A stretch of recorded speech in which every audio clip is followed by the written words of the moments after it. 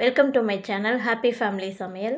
Channel பிடிச்சிருந்துச்சுன்னா like பண்ணுங்கள், subscribe பண்ணுங்கள், பக்கத்தில் உள்ள பெல் ஐக்கானை கிளிக் பண்ணுங்கள். அப்போ தான் நம்ம போடுற வீடியோ எல்லாமே உங்களுக்கு நோட்டிஃபிகேஷனில் காட்டும்.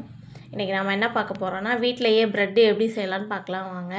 அதுக்கு ஒரு 100 ml அளவுக்கு வார்ம் வாட்டராக எடுத்துக்கோங்க. ரொம்ப சூடாக இருக்கக்கூடாது, வார்ம் வாட்டராக எடுத்துக்கோங்க. அதில் ஈஸ்ட்டு ஒரு 2 ஸ்பூன் அளவுக்கு ஈஸ்ட்டு சேர்த்துக்கோங்க.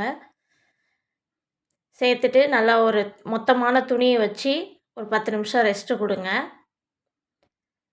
மூடி வச்சுருங்க. ஒரு மொத்தமான துணியை வச்சு மூடி வச்சுருங்க. மைதா மாவு ஒரு 100 கிராம் அளவுக்கு மைதா மாவு எடுத்துக்கோங்க. பேக்கிங் சோடா ஒரு 1/4 ஸ்பூன் அளவுக்கு எடுத்துக்கோங்க.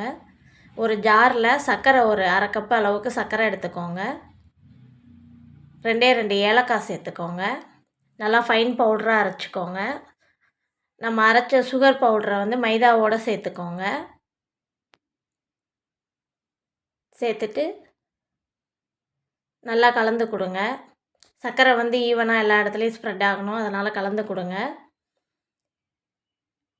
நெய் ஒரு ஸ்பூன் அளவுக்கு நெய் சேர்த்துக்கோங்க. நெய் இருந்தால் நெய் சேர்த்துக்கலாம், இல்லாட்டி பட்டர் சேர்த்துக்கோங்க. நெய் பட்டர் எது வேணாலும் சேர்த்துக்கலாம். சேர்த்துட்டு நல்லா கலந்து கொடுங்க.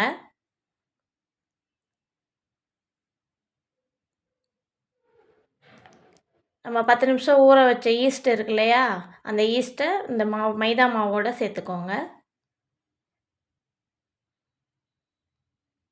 சேர்த்துட்டு நல்லா கலந்து கொடுங்க. நல்லா பீட் பண்ணணும்.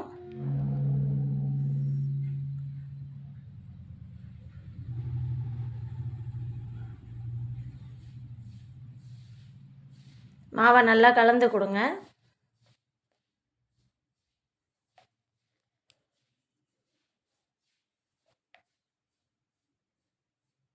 சேனல் பிடிச்சிருந்துச்சுன்னா சப்ஸ்கிரைப் பண்ணுங்கள், சப்போர்ட் பண்ணுங்கள் ஃப்ரெண்ட்ஸ்.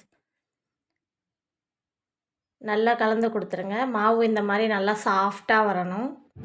அதுக்கப்புறம் ப்ரெட்டு செய்கிற ட்ரே இருக்கு இல்லையா, அதில் பட்டர் இல்லாட்டினா நெய் 2ல் எது வேணாலும் சேர்த்துக்கலாம். நல்லா அப்ளை பண்ணிடுங்க. நெய் ஃபுல்லாக எல்லா இடமும் படுற மாதிரி நல்லா அப்ளை பண்ணிவிட்டு, நம்ம கலந்து வச்சுருக்க மாவை கொஞ்சம் கொஞ்சமாக அதில் சேர்த்துக்கலாம். சேர்த்துட்டு இது மாதிரி நல்லா சமமாக கலந்து கொடுங்க. மாவு எல்லாமே நல்லா சமமாக ஒரே ஈவனாக இருக்கணும். அந்த மாதிரி சமப்படுத்திட்டு ஒரு 1 மணி நேரம் ரெஸ்ட்டு விட்ருங்க. நம்ம பாருங்கள், அந்த பாக்ஸில் 1/4 பாக்ஸ் அளவுக்கு தான் மாவு வச்சுருக்கோம். ஒரு 1 மணி நேரம் பக்கம் ரெஸ்ட்டு கொடுத்தீங்க அப்படின்னா நல்லா உப்பி வரும் மாவு.